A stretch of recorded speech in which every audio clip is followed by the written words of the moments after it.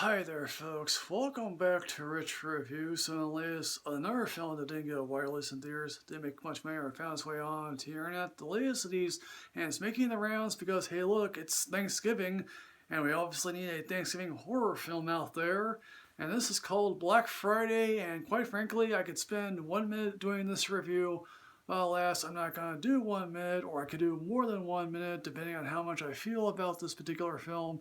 And because quite frankly this film is so gleefully stupid and moronic, why should I spend more than a minute describing this film for you guys here now? But alas, I might actually spend more than a minute said and more less a minute. Well, that's wonderful for me folks, because I'm just about to go over a minute here because I think to myself, what is a gleefully stupid film like this supposed to be about? Well, it's supposed to be about a guy named Ken, played by Devon Sawa, who was the adult form in Casper. Yes, I actually saw Casper in the theaters as a kid. I actually begged my parents to let me go see Casper. And then also he was on the Final Destination film.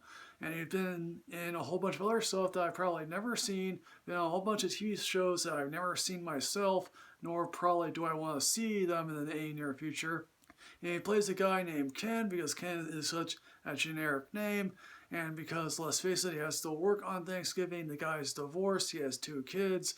His kids complain why they has to work on Thanksgiving, and that the mom's new boyfriend or husband, I don't really care to know why. The kids complain that he smelled like Axe body spray, which, hey look, I don't complain to say that about a guy. He works at one of those big box stores. Quite frankly, I didn't know those things still existed. And if they do, hey look, I remember going to a toy store back in the day. Toys R Us, Sam Goodies, I think didn't necessarily exist, but I know KB Toys existed, and I don't think I've seen a KB Toys in existence for any time in the last decade or so. Have you noticed I'm avoiding the plot here? Because the plot is, as I said, gleefully stupid because it involves an alien goo turning people into ravaged zombies. Now, if you're thinking to yourself, okay, is this supposed to be a meta commentary on, say, Black Friday or people's shopping habits?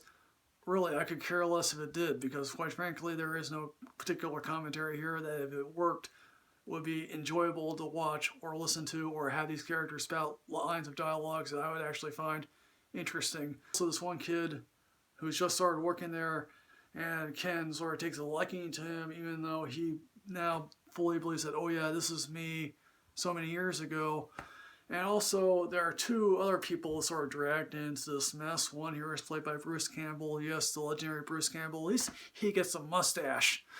And then there's also Michael Jai White, which, let's face it, Michael Jai White is always an interesting actor, but he must be thinking to himself, oh yeah, I was Spawn.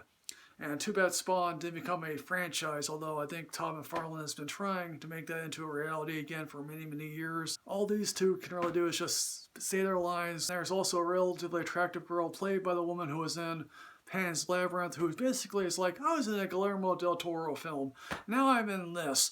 And granted, the director here must be saying to himself, oh hooray, I finally made myself a film. Too bad it's going straight to video and quite frankly, or streaming. Monster makeup, it's adequate. I'm not going to complain about. I mean, granted, given the fact that what The Walking Dead have been doing for many, many years with, gross out makeup gags and stuff, quite frankly, hey look, this ain't The Walking Dead, nor will ever be The Walking Dead. And then finally, of course, at the end, we get the big reveal of what this alien goop has transformed everyone into. And it's just sort of like, hey look, there's a reference to a Godzilla kaiju. That's hooray. Amazed I've gone 4 minutes in describing a very cruddy film, even though I had a gleefully stupid time with this. Granted, does anyone want to work at Walmart these days? Probably not. Quite frankly, we've all seen those lines of people lined out on Black Friday, and it's just sort of like, yeah, there probably is a very fascinating, stupid film to be made about Black Friday, but of course, this film will require actual effort to think to oneself, okay, let's make an actual interesting horror film about Black Friday, and this just is not it. Well, I don't think the writer nor the director had any interest in making something serious, because quite frankly, if it was serious, this would be thrown back into the pile of garbage.